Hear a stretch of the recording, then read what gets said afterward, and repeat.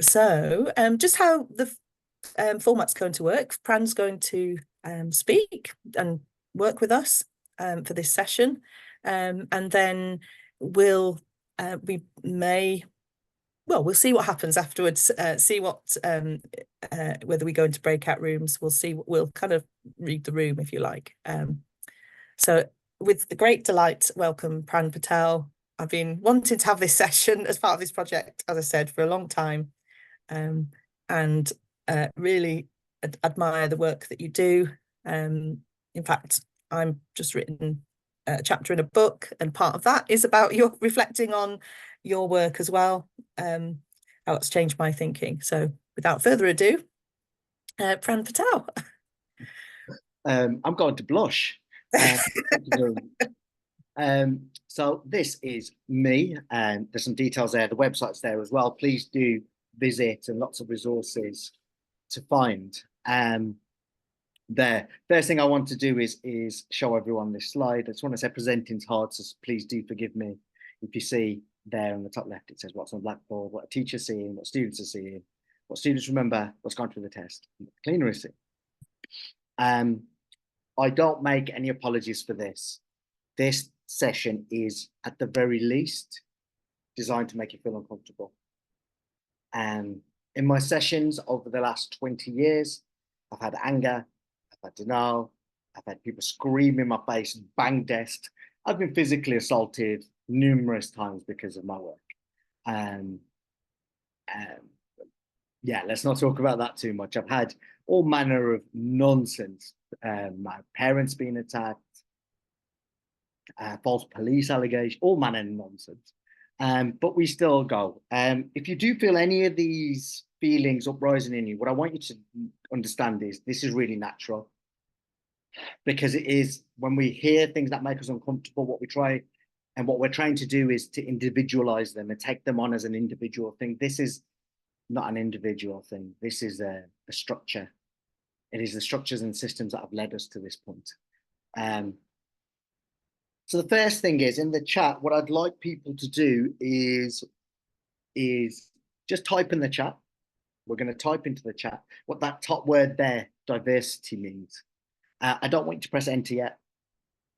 I just want everyone to type in the chat what they think that top word, diversity, means for them. And then I'm going to give you, I was going to say a minute, but I don't have a timer on me, but I'll give you roughly a teacher's minute, which could be anything from 10 seconds to 3 hours, around to write what you think on diversity. And then when I say press enter, we're all going to press enter at the same time. And there should be a flurry in the chat of different answers.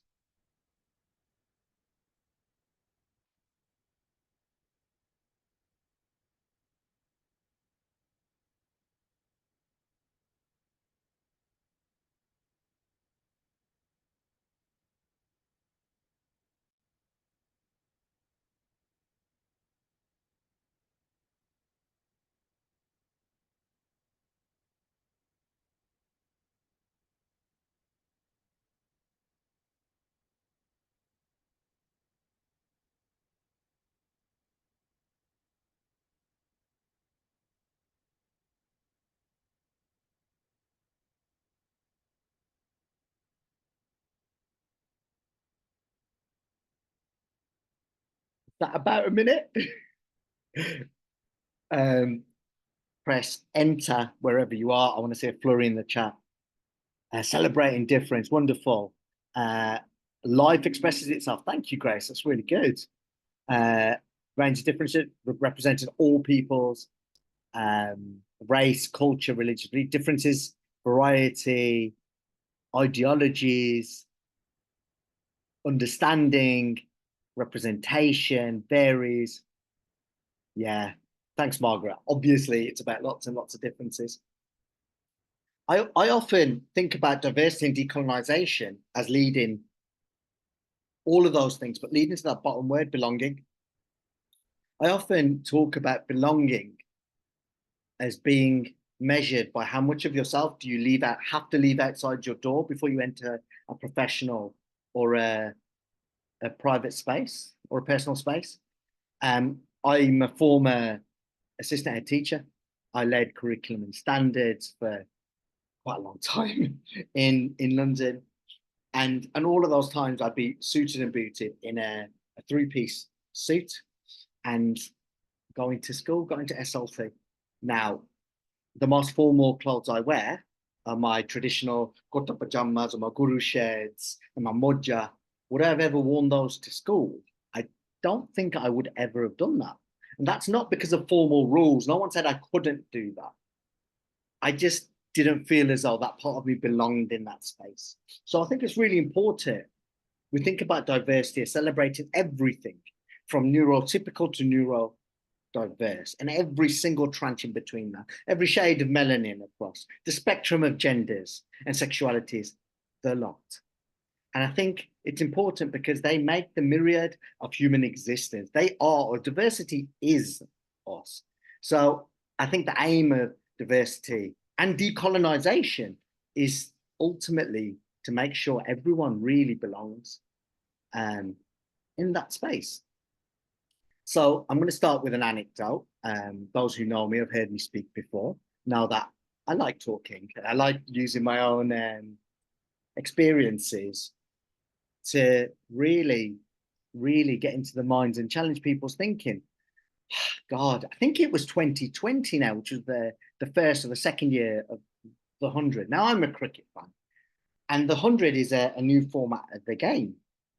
And as we went to one of these test matches, it was rained off at Trent Bridge.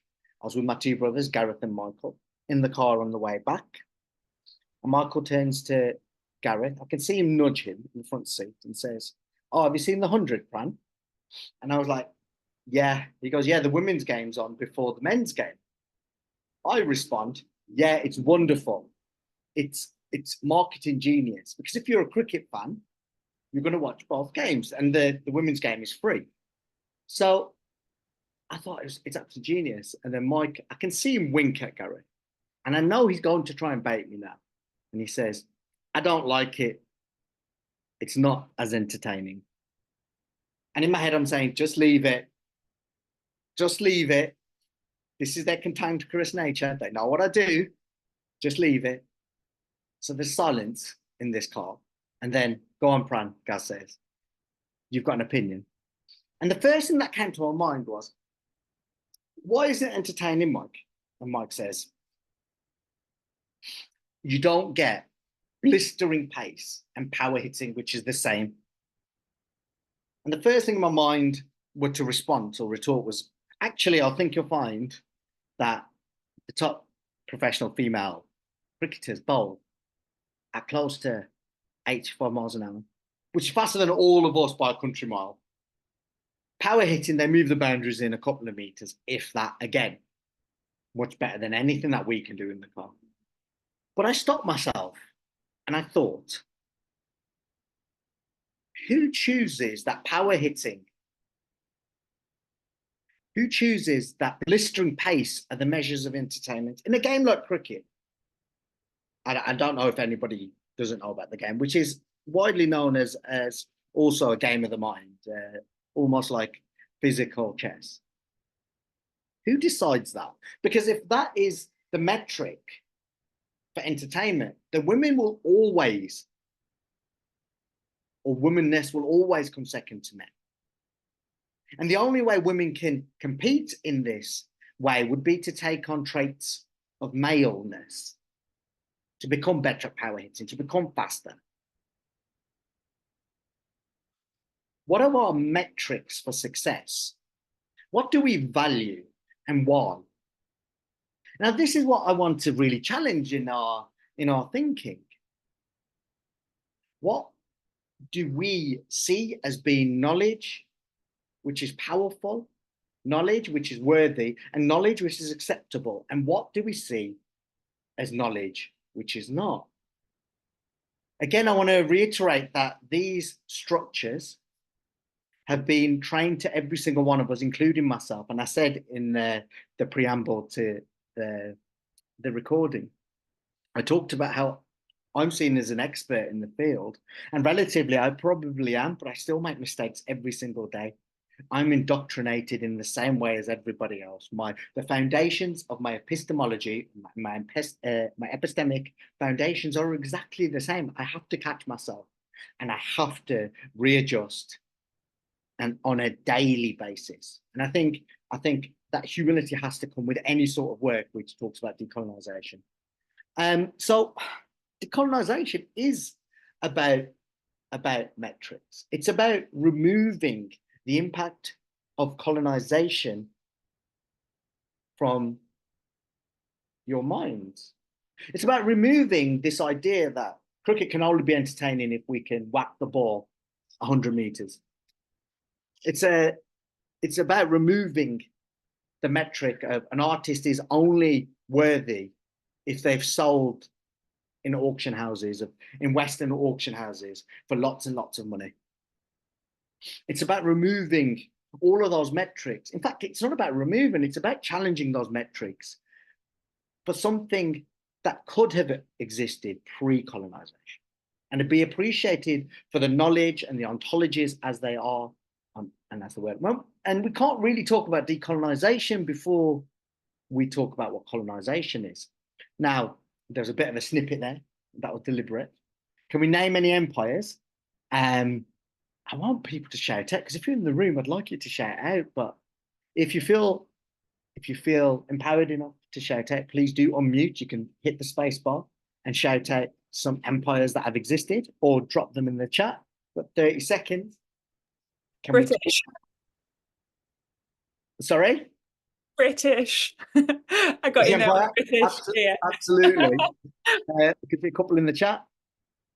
Egyptian, British, anything else? Ottoman, Great Zimbabwe. The Maya. Sumerian, Indus Valley. I like that, Sim. Ajuran. I don't actually know the Ajuran. Bahima, is it? Let me write that down. But lots of different empires have existed. Absolutely, James. French, Chinese, and Japanese. I had a little go. I don't know how to get rid of it. Oh, there we go. At this a bit earlier. And I came up with the top 6. And all of these empires and modernities came pre the late 18th century. When we look at decolonization, we center on the British Empire, the European, the Portuguese, the Spanish. And the reason for that centering is because they are the empires, they are the empires which impact the epistemology of the world system as it stands now. Often people say to me, well, we have lots of empires. And I'm like, yeah, the difference is the other empires really didn't make that much difference to today's world. And the reason they don't, or didn't make, or haven't made the difference is because of the nature of the empires. When we look at British empires, or most European empires, there was a modus operandi which operated, which I think I've got on the next slide. And the modus operandi, which is detailed by Quijano in 2000. Obviously, I'll send out some links later so everyone can do some extra reading. And that's the expropriation of indigenous thought and resources. So you take something which isn't yours and you call it yourself, your own, and then send it across the world. Eurocentrism. So you center everything. The center of the world becomes Europe. There's a Judeo-Christian mechanism. By that, I mean, we're talking about chattel slavery here, where slavery is justified, and onwards and onwards. And now the current system is justified by religious scripture and a racial hierarchy. So when we talk about decoloniality, what we talk about is removing or catching ourselves on anything which pertains to any of those 4 things. I've used the word epistemology and ontology a few times, and I don't want to over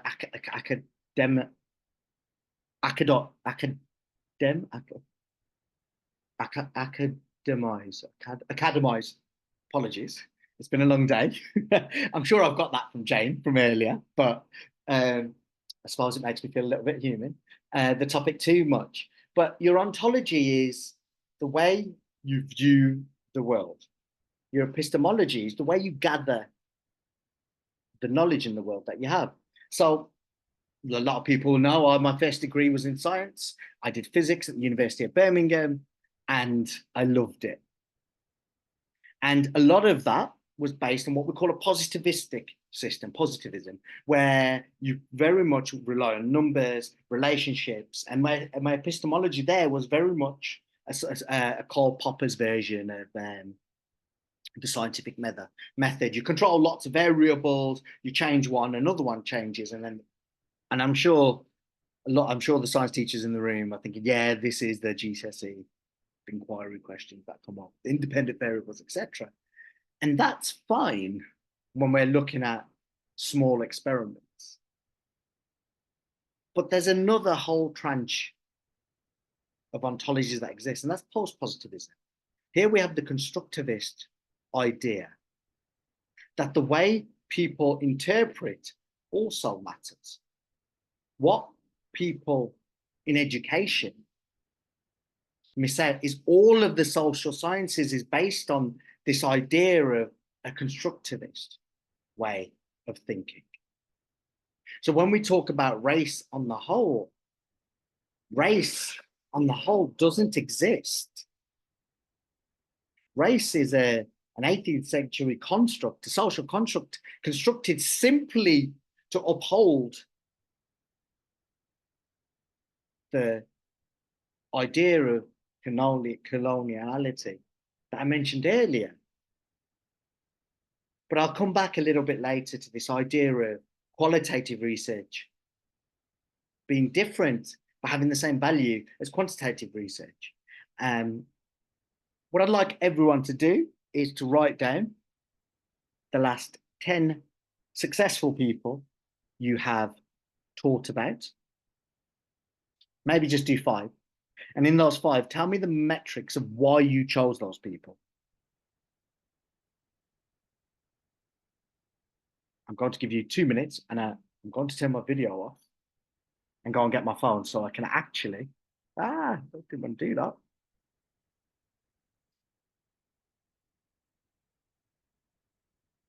So I can actually time this.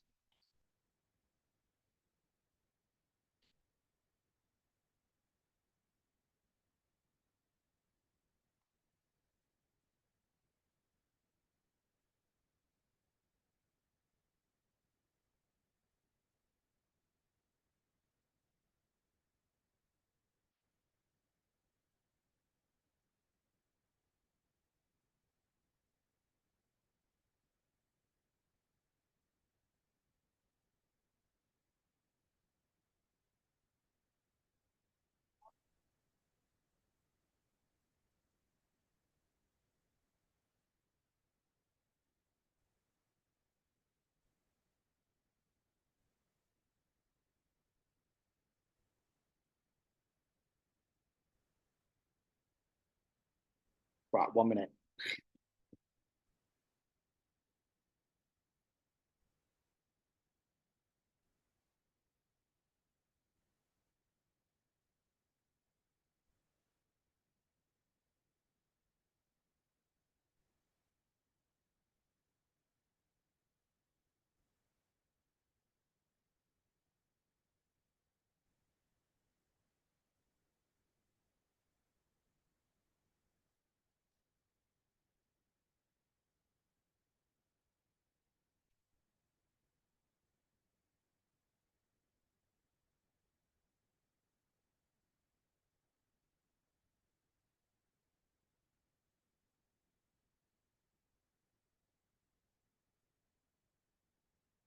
Seven more seconds.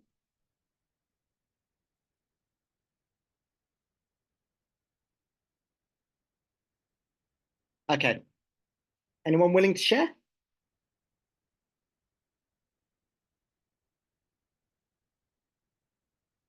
Rosie, was your hand up there?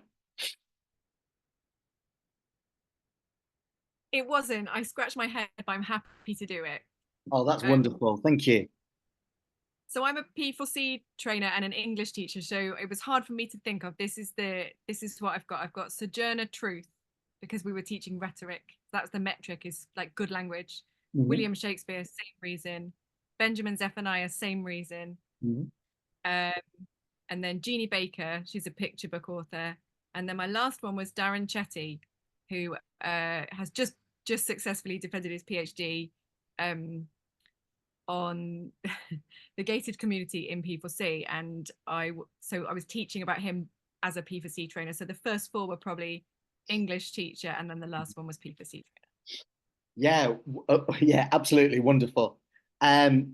Normally, when I do this as an anti-racist exercise or a curriculum exercise, I would ask people to remove anybody who, any white people, and then any men from the list, and see who's left. And normally we get a disproportionate amount. But I think it's really important we think about the metrics here. It's interesting that you mentioned the language of Shakespeare and included Zephaniah underneath that. And I know Darren on a personal level, which fills my heart with joy that he's now Dr. Darren Chetty. I've actually quoted and cited him a little bit later as well, which is also wonderful. But I want us to think about the language. Why is Shakespeare regarded as the pinnacle of language? And why is Zephaniah also recognized as a pinnacle of language? What makes Shakespeare better than Zephaniah? And is that a question we've ever asked ourselves? The same with a person like Tagore. Tagore was a Nobel laureate in literature. What makes Tagore any good? What makes Rumi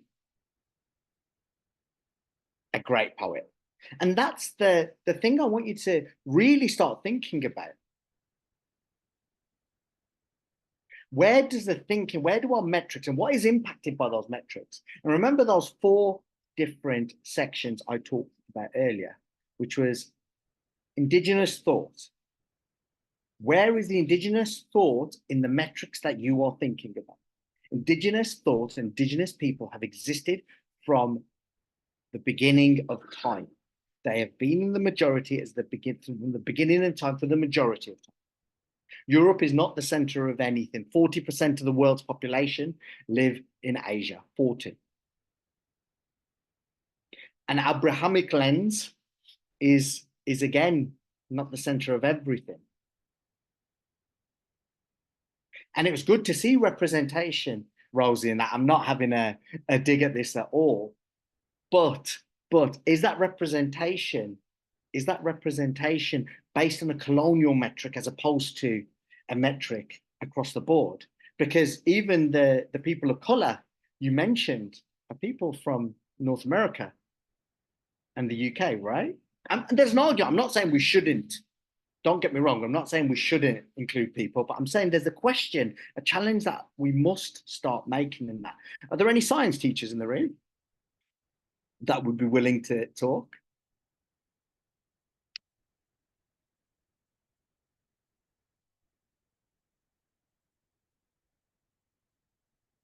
And silence. It's that moment when you're being observed. And I think with science, it's really important that we start challenging the narratives which are commonly held. I grew up in a world where I was told that white people literally discovered everything. Not only is that patently false, that was a deliberate lie.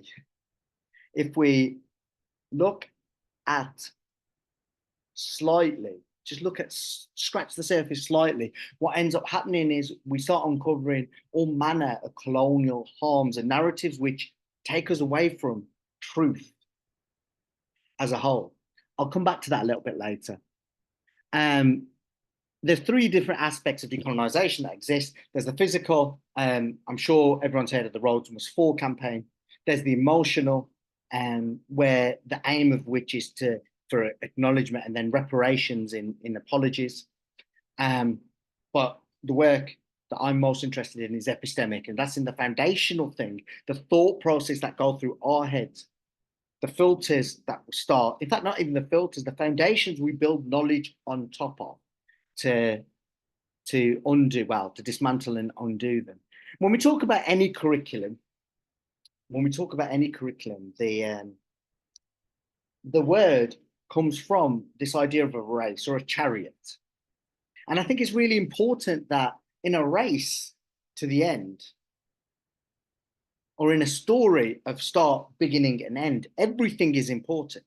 Literally everything is important. I like to see the curriculum for a human being is a day in the life of.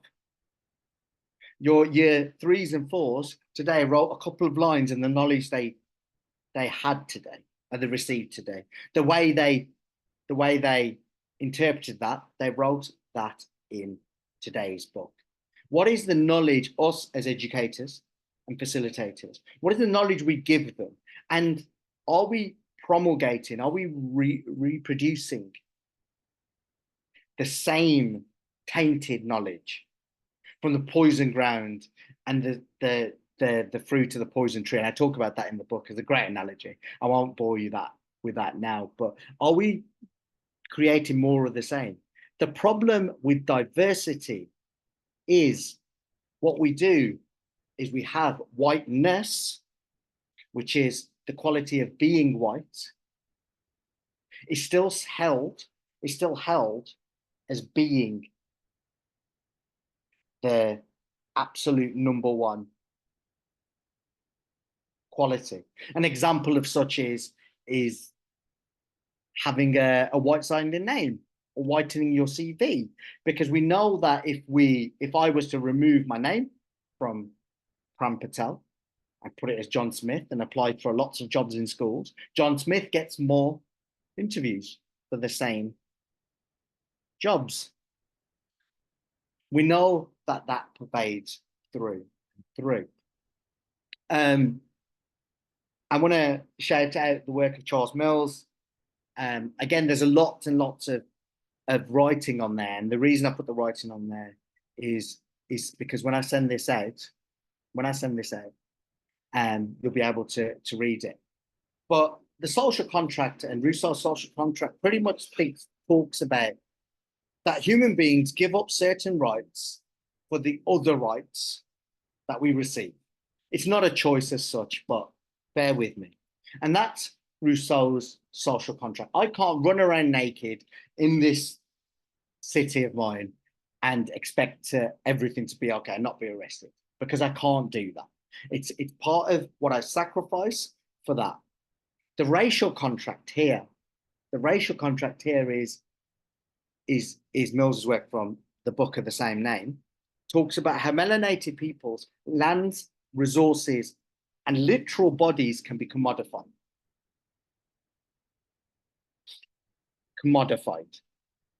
And that is a standard for what it is, what happens in the world. And I don't want to give you examples or even draw out examples. Melanated lives, if you look at the news over the last year, are worth less than white people's lives. I know that for a fact, because if you look at white people dying in police custody, the numbers of people of color dying in police custody have been huge for decades. White people die in police custody, and all of a sudden there are protests and things start to change. That is something that exists. It's something we accept for the world we live in. Now, that's really hard to hear for a lot of people. And it takes some serious mental gymnastics to get over that. And in fact, the work of Paulo Freire, and if anybody has not read The Pedagogy of the Oppressed, I would seriously recommend it, talks about there is a harm done to oppressors as well as the oppressed. Because using the example of chattel slavery, it takes serious mental gymnastics to look at a person and see stock. To see a human being and oppress them as a commodity. To do that over the years, we have different statements from the years. Can everyone just read those?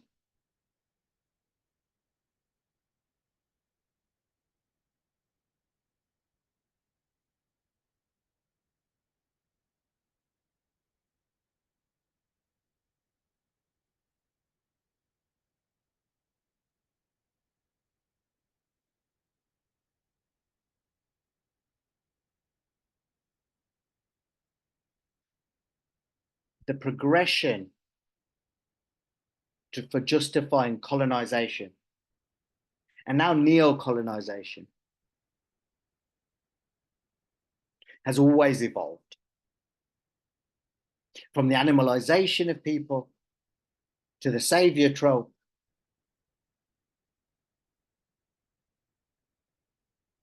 to now the use of dog whistles such as urban children.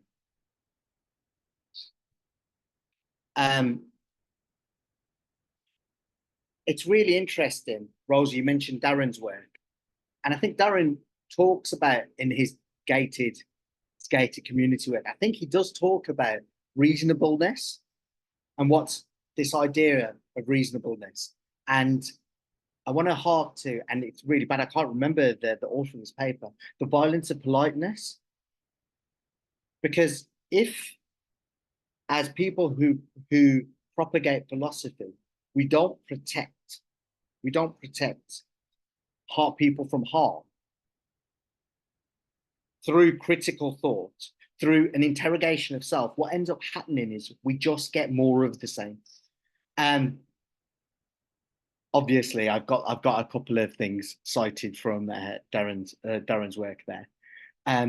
Again, read at your leisure. But I talk about there this citation where he says, obviously the starting point crucially handicaps realistic social epistemology, as it turns out, is racism, sexism, patriarchy, and white supremacy are not the expectation but the norm. There's this idea of the Overton window, and the Overton window puts what is acceptable in discourse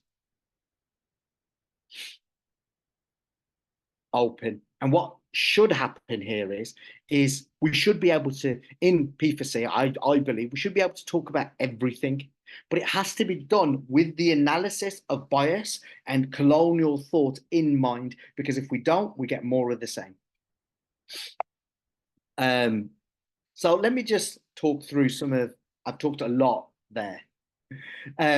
So the key figures in society, and I like putting this up because this was in the year 2000.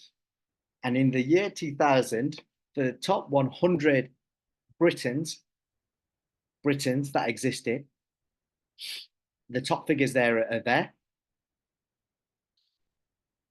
There was one person of color. That one person of color is Freddie Mercury, who is an Indian person born in Zanzibar of Parsi heritage, who actively hid his heritage for a lifetime. And before someone says, yeah, but this is Britain, the actual greatest Britons was extended to anyone who was regarded through time as a British subject. So that includes most of the colonies of the British Empire. And that again is about this colonial thought, about whiteness, about Europe being the center of the world. I think we see this in films and reflected. These are the top 10 grossing films, I think up to 2019. And if you have a look at that, 79 men, 21 women, 6 people of color, and 0 women of color as their leading actors. This is from the work of Serdar Ferit, who runs a wonderful company called Lifter. His work is, again, great. This, again, coloniality sells. This idea of selling a world with this false worldview, agnotology, which is the science of ignorance, sells. I'm going to skip over the Bechdel test. I'm not going to talk about children's literature, the CLP, I'm sure you know about protagonists in there. I know in schools we have, and in society we have Santa Claus here, and we have Saint Nicholas here, born in modern day Turkey. Does it look anything like Santa Claus? We have a picture of Jesus here. It took me a good 15 minutes to find a decent picture of a black Jesus. Although Revelations 1:6 and Revelations 1:7, he had hair like wool, and we could talk about color all we want. And he had feet the color of bronze. Let's be real, he was born in modern day Palestine. I don't know where this person here on the right fits into the narrative, unless you're deliberately trying to obfuscate this idea of a Middle Eastern religion. It appears all over the show, all over the place. Othello was again, as a teacher, now I'm talking to the RE teachers as well as the science teachers in the room. Representation is one thing, but decolonization is being able to discuss the inner workings of the stories and the narratives that we tell. To Kill a Mockingbird is often chided as the pinnacle of anti-racism. There's nothing anti-racist about To Kill a Mockingbird. Because when we do an analysis of the story, a black man is accused of a crime by a white woman. So we have the very, very obvious overtones of hypermasculinization, hypersexualization of black men in sight there. At the same time, we also have White Women's Tears and the very, very well written phenomenon of white women's tears. And the old adage is, a white woman cries and a person of color, a man of color, dies. And the story is written from the perspective of Scout, who is Atticus's daughter. So all the fears, all the anxieties, all the feelings, in fact, are centered around white people and white people's feelings. Tom Robinson doesn't speak an awful lot during the book. Where is his family? Where is the community of black folks?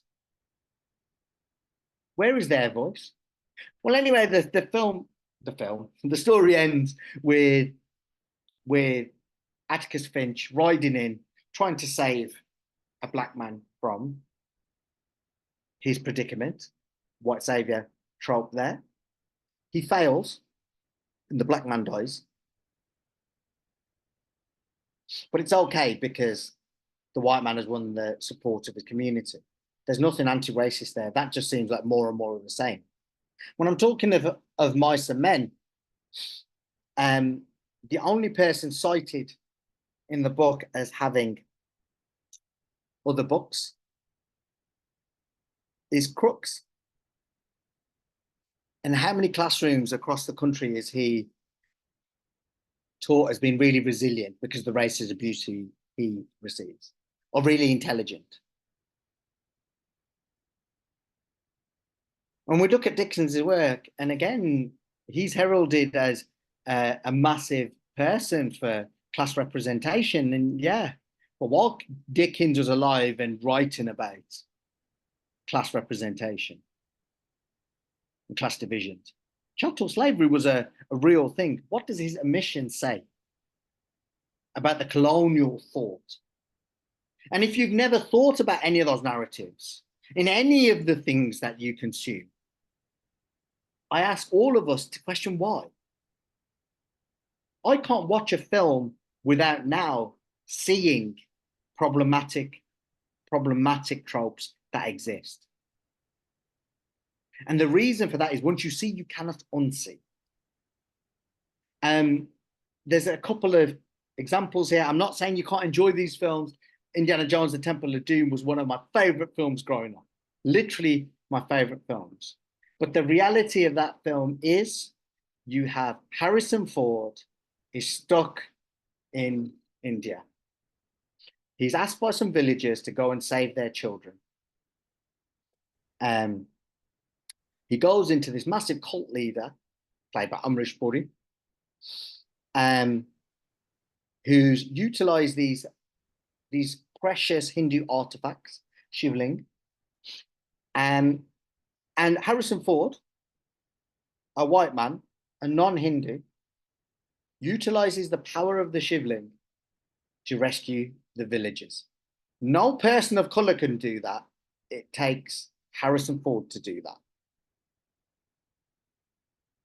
Hidden figures. When I talk about hidden figures, lots of people say to me, come on, Pran, this is about representation. It's great. This is a win. Now, there's a scene in the film where there's the main character, and it's played by Kevin Costner, says to Katherine Johnson, where do you keep going? And she says, I have to go and pee. It's a 14-minute journey to the other place to a toilet, because they had black toilets and white toilets. And Kevin Costner loses his mind. He goes and finds a crowbar and then smashes down this big sign and then says, looks at the camera and says, now at NASA, we all pee the same color. And then at the final scene, he picks up Katherine Johnson, takes her to the launch room, and so she can watch the launch. And everyone says, come on, we need allies, Pran. I'd agree. The problem is, Kevin Costner's character didn't exist. He was simply included into the story to make the viewing acceptable for our colonized mindset.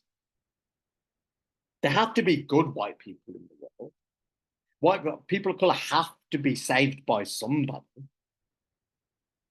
Katherine Johnson actually says, I just went to whichever toilet that was closest. I had work to do. Her act of rebellion. She calls it an act of rebellion. God rest her soul. And she watched the launch from her desk. So as soon as you start scratching under the surface, we start seeing problems in narratives in everything that we do. History teachers, I hope you're out there. This is from a specification. And when we look at the curricula or the curriculums of history, we've done lots and lots of work with exam boards. And we have signed NDAs with all of them. I don't know why they're scared of saying they're looking at decolonization, but I've signed NDAs with all of them, so I won't tell you which ones. But what we found is, in their attempts to bring in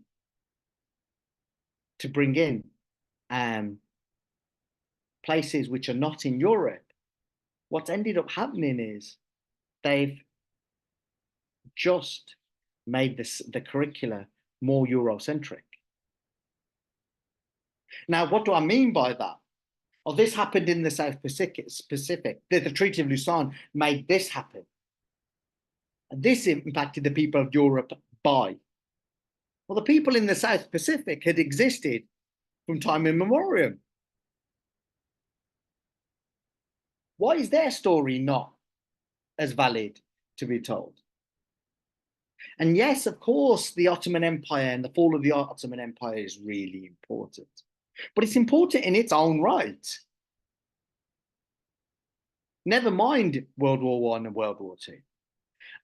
In RE, full disclosure, and those of you who know me, I am a follower of the Sanatan Dharma.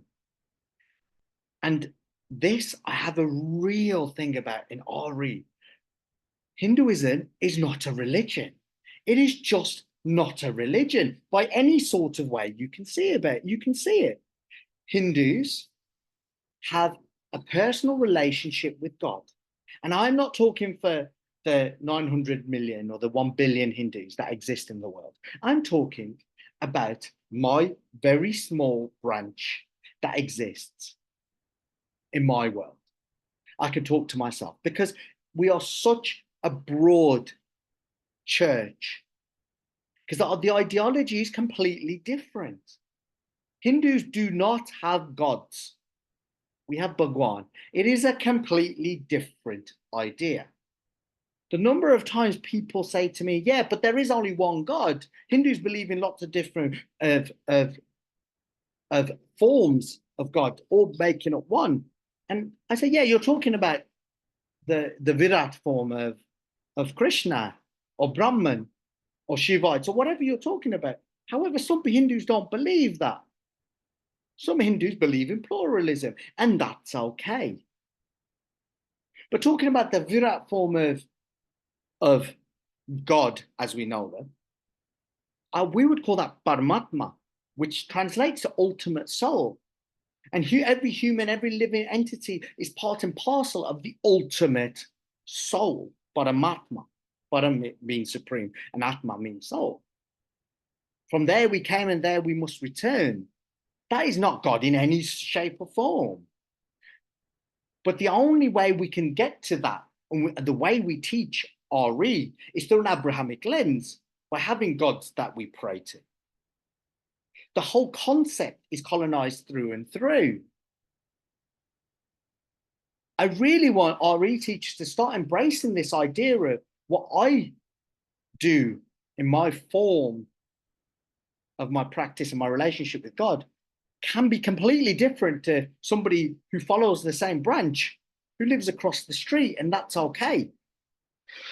If we have a look at some of these specifications, there was something I wanted to pick out that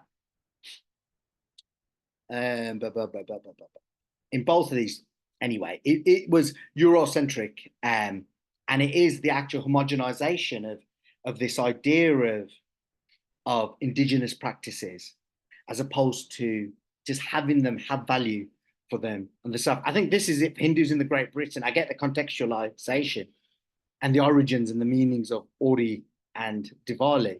I would say this Great Britain thing is quite problematic. Do Hindus and religious education have not value if we didn't exist in Great Britain? Really?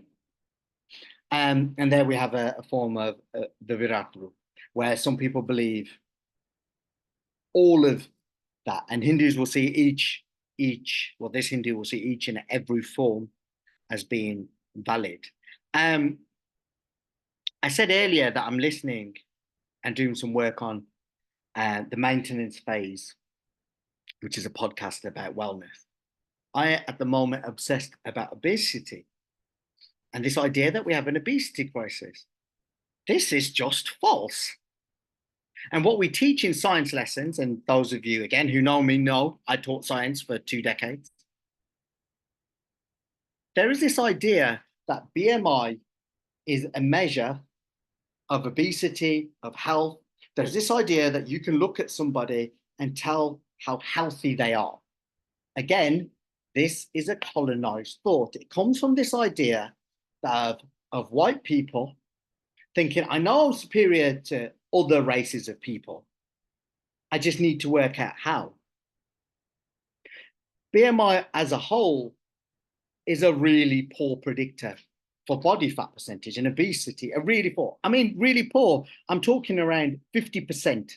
In 2011, there was a study done to say 50% of people with a BMI rating of being obese were actually obese.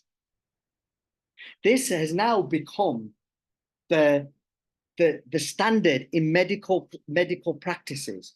You could go to the doctors asking for gender reassignment surgery, and the doctor will weigh you and talk about your BMI. It's complete and utter nonsense. There is some evidence to say that your BMI is linked to type 2 diabetes, and losing weight in type 2 diabetes is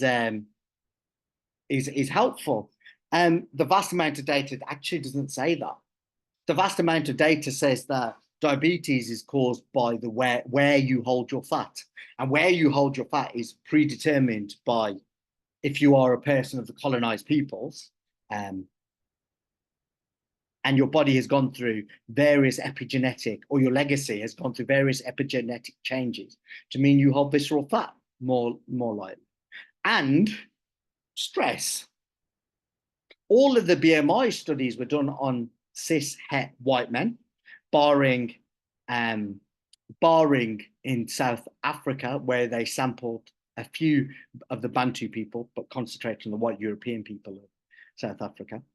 And I think we have to really understand that, again, the scientists, when BMI was used and invented, were so invested into white supremacy. It is embedded through all of their work. If you are a person of color and you are Asian, 40% of the population, your likelihood of picking up a non-communicable disease at a lower BMI is much higher.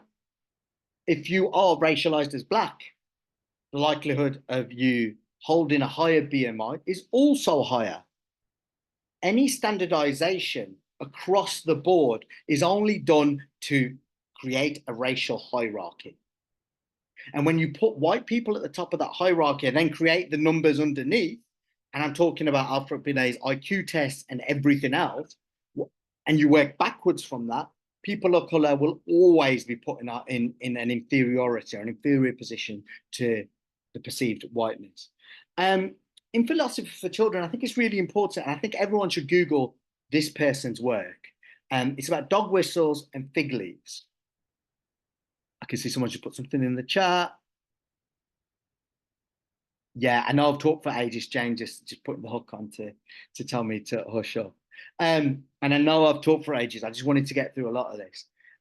Dog whistles are hidden signals to a populace that agree.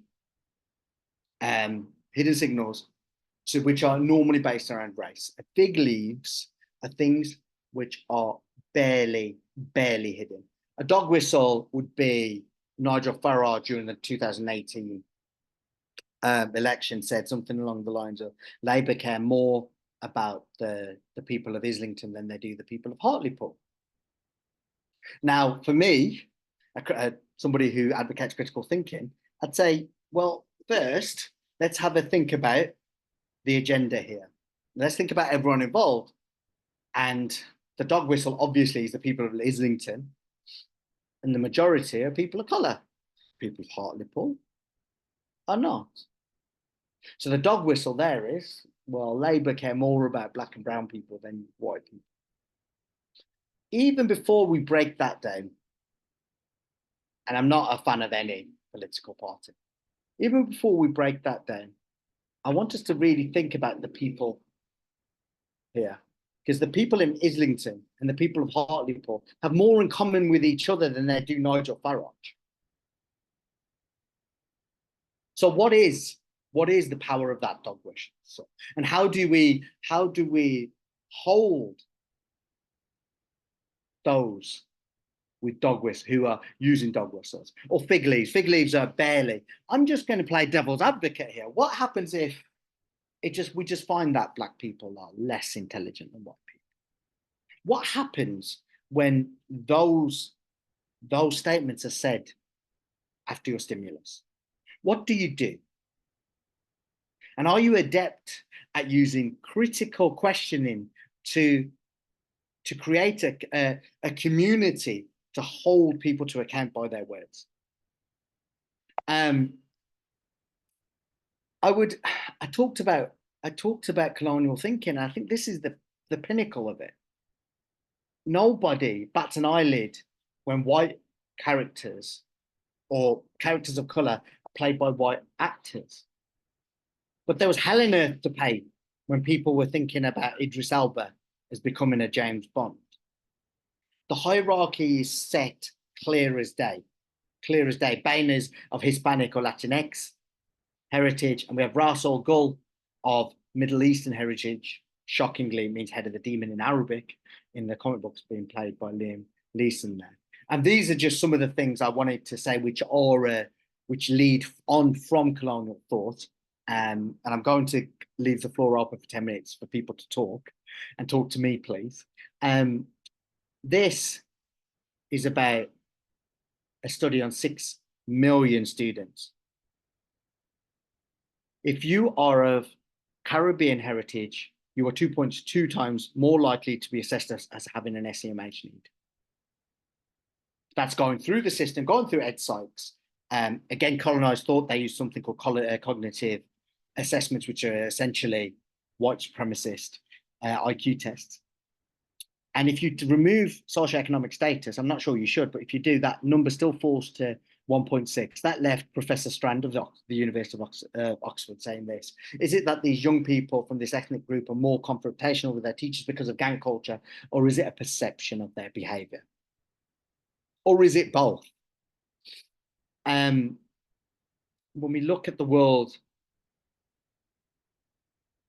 around us, you're 22 times more likely to have your application checked if you are black, not proportionately overall. You have to apply for 80% more jobs if you have a Muslim sounding name. You are something like 22 times more likely to die in police custody if you're a black person than if you're white. And I'm not talking proportionately there. I could go on and on and on. You pay more for your insurance if your first name is Mohammed. I'm not a Muslim. And thank God I can't afford my car insurance anyway. On average, you pay £900 more. It goes on and on and on. And I put this right at the beginning of the slide. There is a colonization of thought that goes on in all of our minds. This is on the blackboard. This is what the teachers see. This is Mandarin script. There will be children in your school who will understand Mandarin script. Why would we other them so easily? Why is this a cleaning lady? Why are they different? Why is the teacher white all the way through? Lots and lots I've talked about there. And apologies, I just wanted to get through the material. I'd love for people to talk to me now. If not, I can wax lyrical and onwards too. I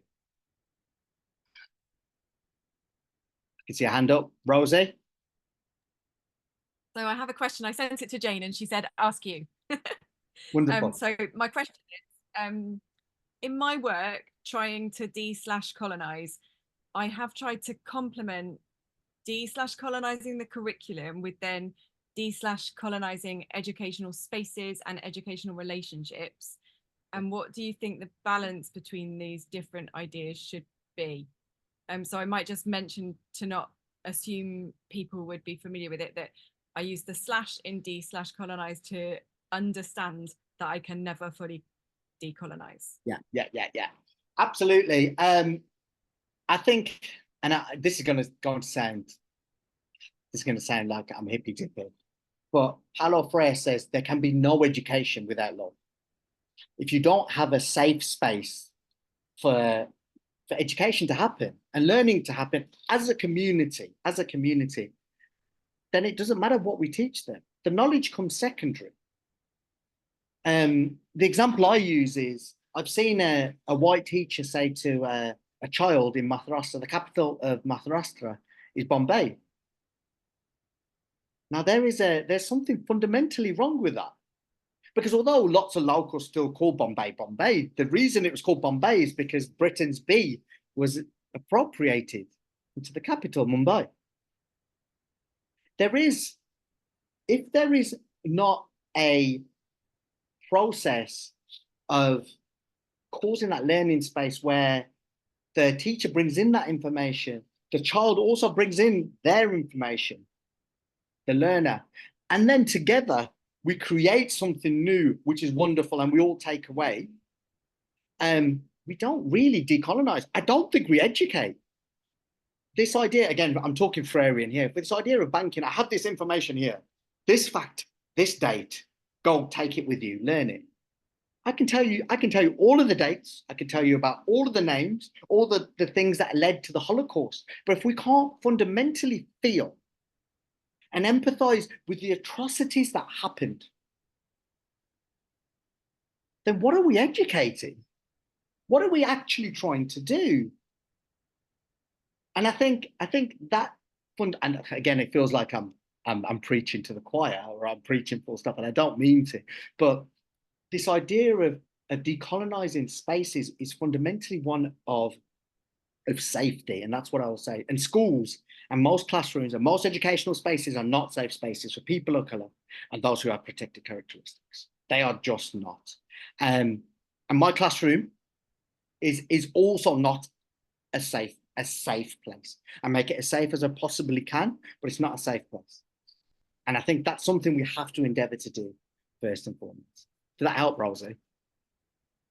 It's good, thank you. Yeah, and I think listening to you, I think you've almost talked about, in order to make safer spaces, the acknowledgement of a decolonised curriculum has to be there as well. So you blended the three of them all together, connected. So thank you. Yeah, absolutely. Here I'm talking about the decolonised curriculum is everything you do is part of the curriculum, the invisible curriculum. If we sit and talk about, oh, you've got to wear a shirt and tie to an interview, that's an act of white supremacy, or at least an act of classism, and onwards and onwards and onwards. Because what you don't say is as pertinent as what you do say. So yeah, absolutely, lots and lots to think about. I think decolonised spaces is a really powerful movement, and thinking about radical spacing. And by radical, I mean the root of. And if we think about the root of safety, that's what we need to do. And if that means that we introduce new things and to make people feel safe, it's something we think about.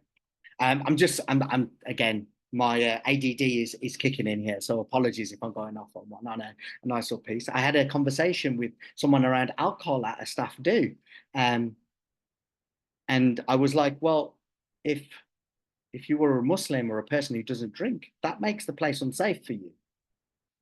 And I'm not saying we should make any decisions, but what I think you should do is include all of that thought into your decision making process, and that's why there's the safety. Sorry, Rosie, went off on one. Has anyone else got anything to say?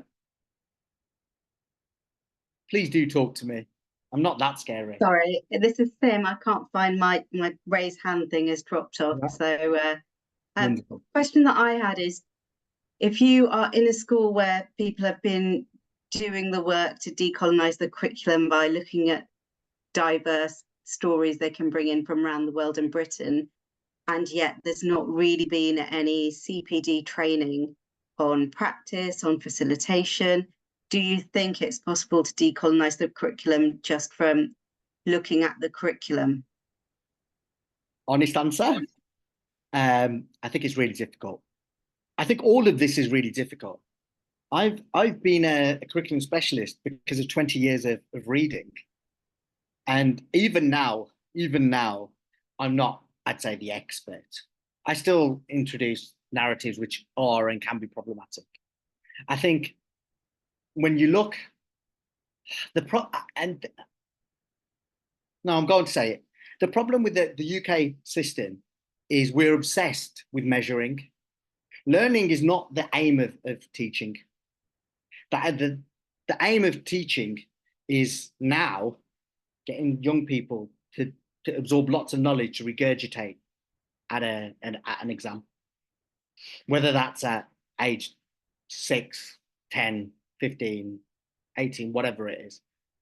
That is not the aim of decolonisation at all, because the colonised thought is tightly wrapped into this social economic system of a world system as it works. Because if we're measuring children and we're not measuring learning, what we can do then is to put people in boxes, and so the world order falls into place.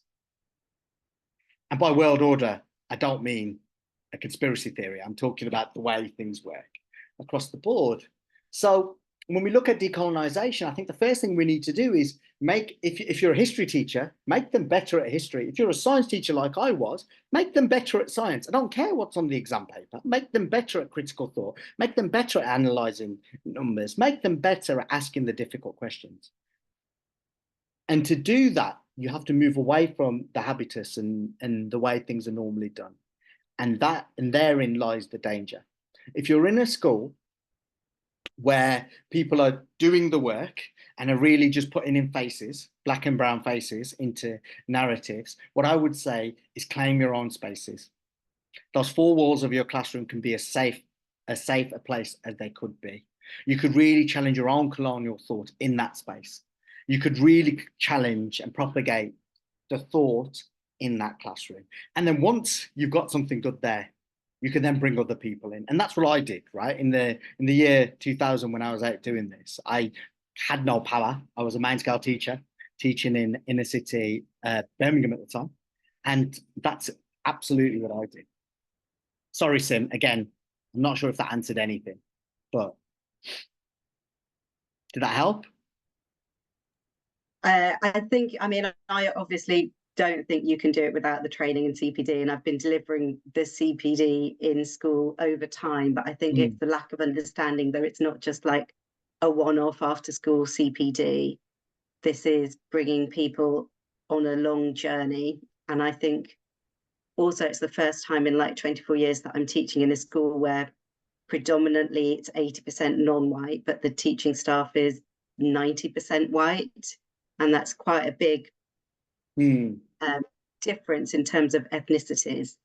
Yeah, absolutely. It says something, the racial difference. I do want to point out that melanated bodies can also inhabit white supremacy, right? Colonized thought is also ubiquitous to all educators and people.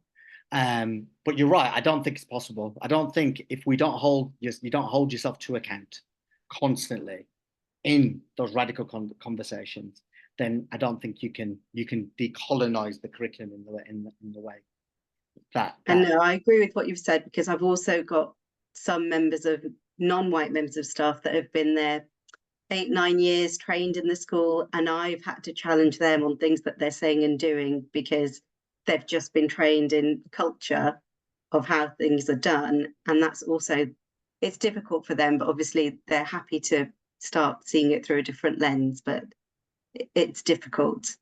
Yeah, absolutely, 100%. And I think CPD here is one of co-construction as well. Again, I'm citing Freirean pedagogy again. You can't decolonize something. You can't remove coloniality without having something to go to. So together, as a school community, we should be aiming for something new. And you can't do that by changing the knowledge bases that we had in the first place. Did that help? Is there anyone else?